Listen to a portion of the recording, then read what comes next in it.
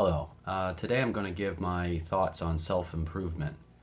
I'm going to split the video into kind of two halves. The first half will be some books that I've been reading over the last probably a year or so, I guess. And second half, I'm going to give some techniques or insights into ways to improve yourself.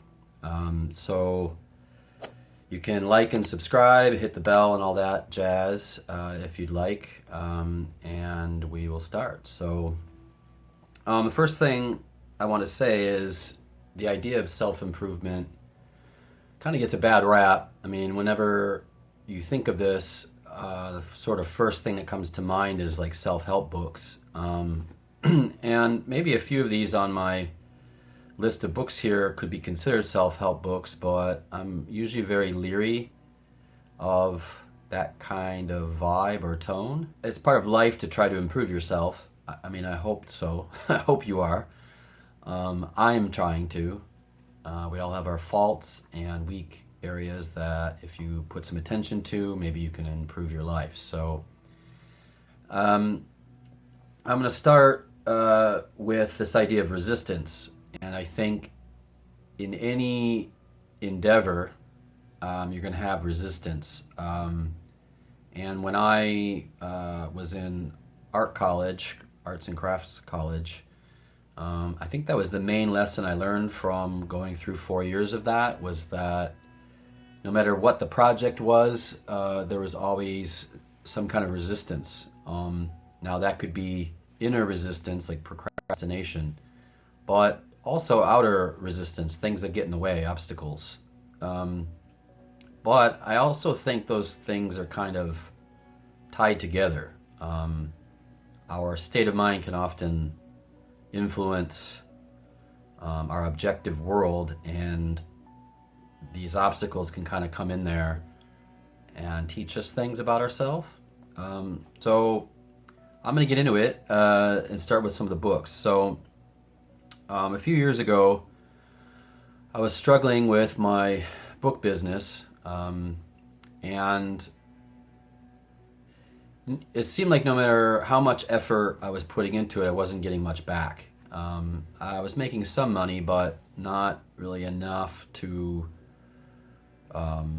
warrant the amount of time that I was putting into it. So I was pretty discouraged. I was kind of at a low point, and I was actually thinking about giving up. And I came across this book by Scott Adams, and it's How to Fail at Almost Everything and Still Win Big. And Scott Adams is the creator of Dilbert, if you don't know. He's also a bit of an eccentric character as far as his politics, but the book really hit me strongly, because basically what he's saying in the book is that the key to success isn't to just have like one plan and go after that, and if it fails then you quit. It's more like a process of learning by doing different projects, and eventually one of those projects will hit.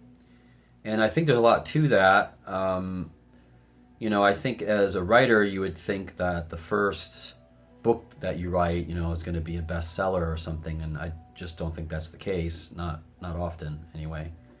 And so you might have to go through many projects before you get any kind of success.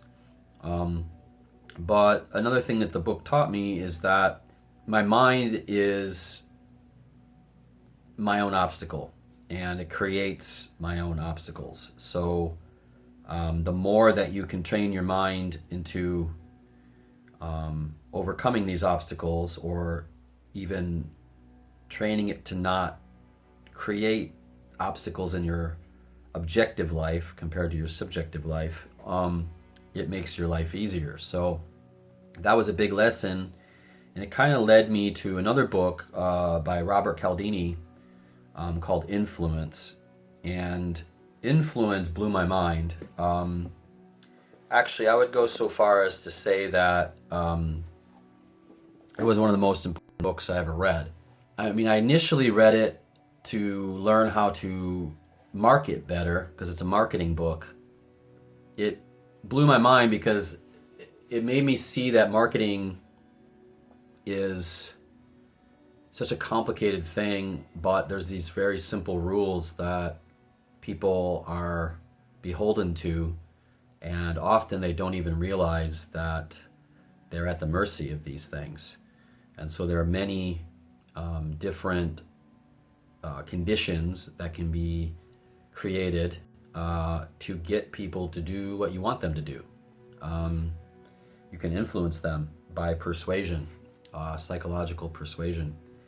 And I learned so much from this book, and not just about marketing, but about life, and even about politics, about movements in how people follow different ideas, even to their detriment. It really, really, really hit me hard when I read it.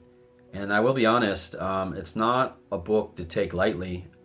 If you do take it on and you want to read it, beware that you'll never be the same, and you'll never look at people the same. I literally do not see the human race the same way as I did before I read this book. So I would be careful if you want to kind of maintain a ignorance is bliss kind of attitude. But if you don't, then I think it's an amazing book, which leads me to this book I've been reading now, which is kind of a condensed version of it, whereas Influence is more a lot of studies and it's more scientific. This is a little bit more practical, and it's by Noah Goldstein and Steve Martin, but based off the work of Robert Cialdini. It's called Yes, the Little Book of Yes. And it's good because it just breaks it down into tiny digestible chapters, and it kind of gives you sort of mantras or things at the end to kind of work on or to notice. So this is very valuable, I'd say. And it's good to sort of go over what I learned in Influence in a different way. So I'm definitely getting more from it. But one of the books that Influence led me to is this gem that is quite famous. If you can see that, by Dale Carnegie, How to Win Friends and Influence People. I mean, typically I don't have a hard time making friends. I'm a bit of an introvert, but usually people will talk to me and then I'll talk to them, and then, friendships are built. I don't really think this book is about winning friends. I think it's more about influencing people.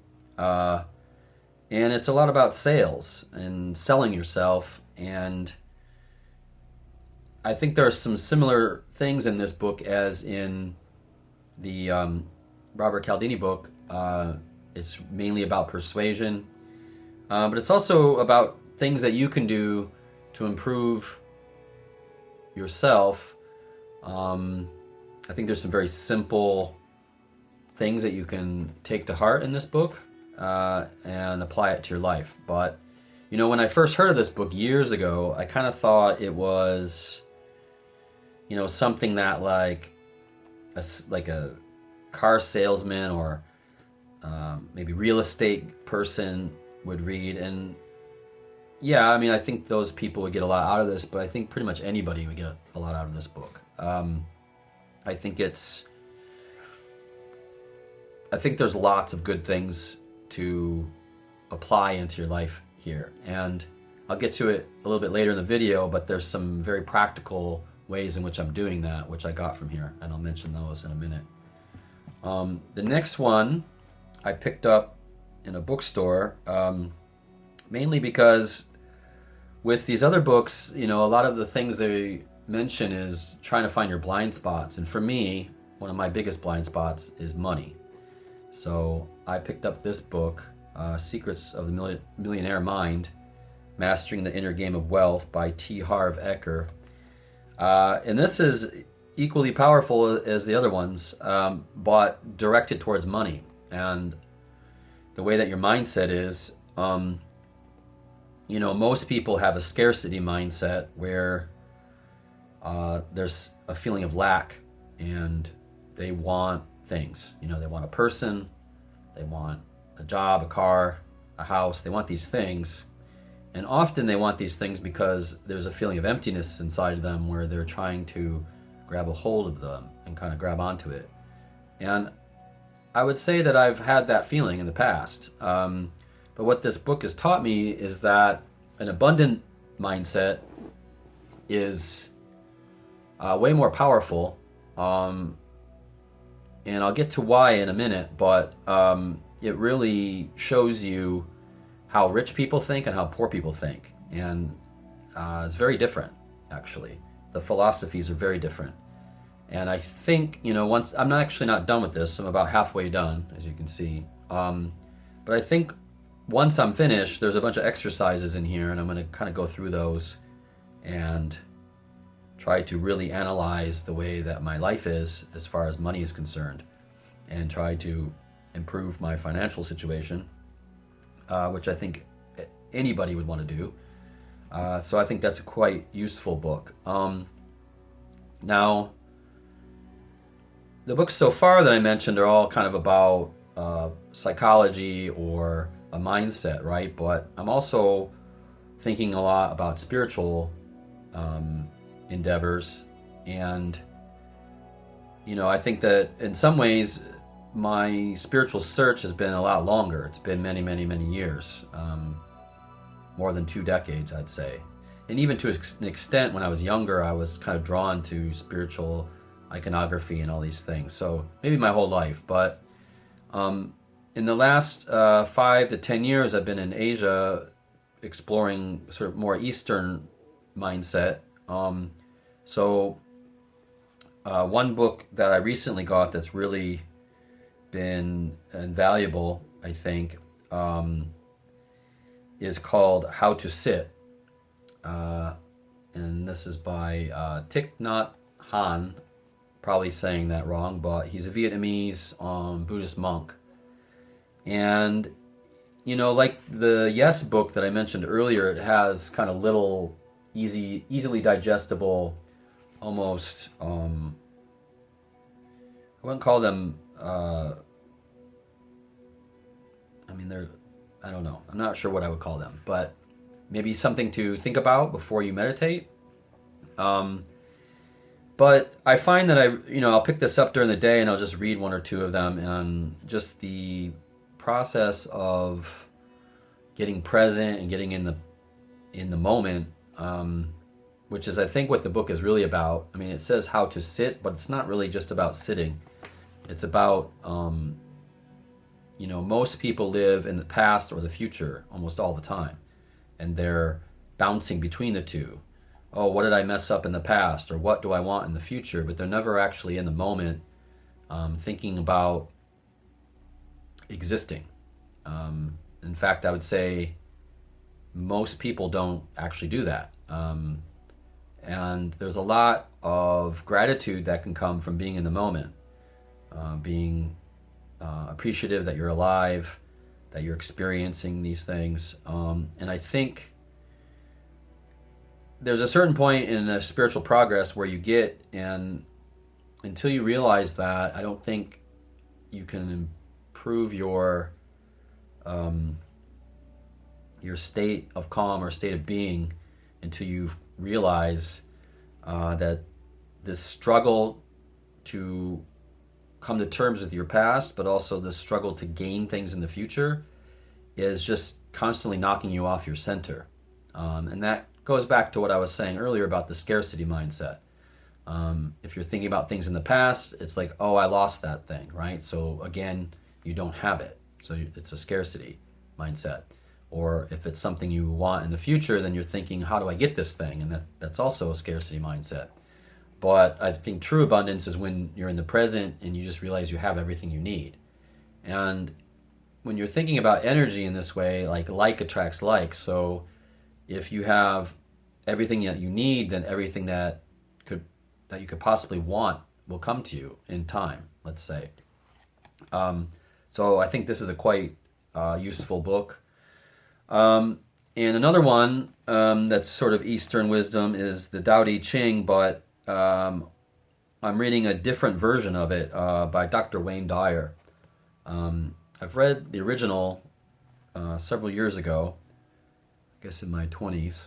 And I will say I didn't quite get it when I read it the first time, but over the last 2 years I've been going over this, and I've actually gone through it a couple times.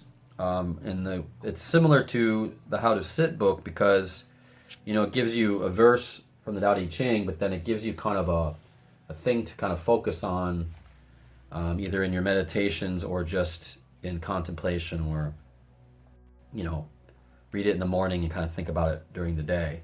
That leads me to another book I've been rereading. I read this also in my 20s, but I decided to pick it up again, and it's called a Joseph Campbell companion, Reflections on the Art of Living. And this is great. This book blew my mind 20 years ago. It's a bunch of his essays that have been kind of compiled together and edited, but they're mainly about how to live a graceful life, almost to live life in a sort of scientific way. And what I mean by that is not in a cold, rational way, but doing kind of experiments and taking the results and adapting them to new experiments, and kind of learning more and more about what it takes to gain wisdom or maturity. And there's a lot in here about mortality and just letting, I guess he doesn't really use this much, the term Tao, but basically it's what he's talking about, letting the Tao kind of take you where it needs you to go. So I think it's an invaluable book. I would check that out. So now I'm going to focus a little bit on some techniques that I've been doing a lot. A year ago I did National Novel Writing Month, and I was working on a second draft of a novel I was working on, and I didn't. In National Novel Writing Month, there's a 50,000 word goal, for the month, and what I needed to do with this second draft wasn't quite 50,000 words. So for about half of it, I decided I was going to do some journaling, more inner work journaling, let's say. So I researched a bunch of prompts to get me to kind of write different questions, and that was a really enlightening time. I learned a lot about myself, about this idea of limerence. I don't know if you've ever heard of it, but I think often I'll have limerent feelings about people where I almost look at them in an idealized way, especially with the opposite sex, or even with some friends. Almost not wanting the best from them, but imagining the best from them, even though often they don't hold up to the image that I have. But the journaling really helped me see some past experiences and how I, the rose-colored glasses kind of idea. So I think it's pretty wise to kind of present yourself with prompts like this, but also to state things that you're grateful for. The more that you're grateful for things, often the more things will come to you and your life will improve. Which leads me to this guy, Neville Godard. This is a printout of one of his books called The Feeling is the Secret. And his whole idea is about gratitude. But also he talks about the law of assumption, which means you assume that you already have things, and you tie it to your feelings through meditation or some kind of manifestation. Now, his work has really been blowing my mind lately, and I've been doing different things to kind of bring it into my life and apply it. And one of them is I made some note cards with affirmations on them. But I've done some affirmations in the past, and I was always kind of like, I'm not so sure. But what he recommended is not to say something that you want to be or how you want to improve, but to say that you are that. And I have been using them. And, one might be something like, I am abundant, right? Or I feel confident, or something like that. And, I'm trying to like don't edit yourself, don't criticize, condemn, or complain. Just things like that to try to kind of keep them in my mind. So I will take this with me, like on the bus, and just kind of look at it every once in a while, or if I'm at work or something, to try to keep my mind in this state of abundance instead of lack. Because in lack, it's like the subconscious is picking up on those negative feelings. So if you can use your conscious to kind of consciously improve the thoughts, then your feelings will improve, and then your outside world will improve. At least that's his law of assumption. There's more to it than that, but I've been using that not just with the affirmations, but through my meditations. I'm kind of focusing on visualizing like desires that I have, let's say, but as if I already have them. So I'm trying to make it as tied to emotion as possible, because according to him, the emotions kind of charge the subconscious, and then the subconscious makes changes happen in the sort of collective unconscious and the outside world, the objective world. So, I've done things like this in the past with sigils. So I think there's something to it. I've definitely seen results with sigils, but they're a little bit more hard to pin down, I should say. But weirdly, like I've seen results very quickly. And I'll give you an example. I was trying to kind of get in this state of flow, right? That was one of the desires I had, was to be in flow as much as possible. And when I was doing that, I came across this figure from Japanese history, Mamoto Musashi, who was like a swordsman, a Ronin samurai. And it's interesting because he has this very distinct idea about live in the now, that the past and the future disrupts the flow. Anytime you fall back into the past or into the future, you're disrupting the flow. And he was a calligrapher as well. And in Japanese calligraphy, that's part of what it is being in the flow, being in the moment. And he was such a successful swordsman that I think he was undefeated, actually. But what's weird about it is, after I discovered him and I was kind of looking into him, I had a synchronicity happen where this anime came into my circle called Onimusha. And he is the main character, which was really strange because I was looking into it, and then suddenly this thing, I watched this thing, I was like, oh my God, there it is. So that's like the universe, I think, kind of telling me I'm on the right track. But another way that I'm using all these ideas is through sleep, because one of the things that Neville Godard says is that the unconscious is most attuned to us, to our conscious mind, when we're about to fall asleep, that sort of few minutes before you go into slumber. So if you're having negative thoughts at that time, then that gets kind of hardwired into your sleep cycle, which is quite a bit of your life if you think about it. So if you're having these negative thoughts, they get bigger and bigger during your sleep. So what I've been doing is I've been listening to these tracks, some of them are kind of subliminal, or there's this idea that music at a certain megahertz affects our bodies in a harmonious way.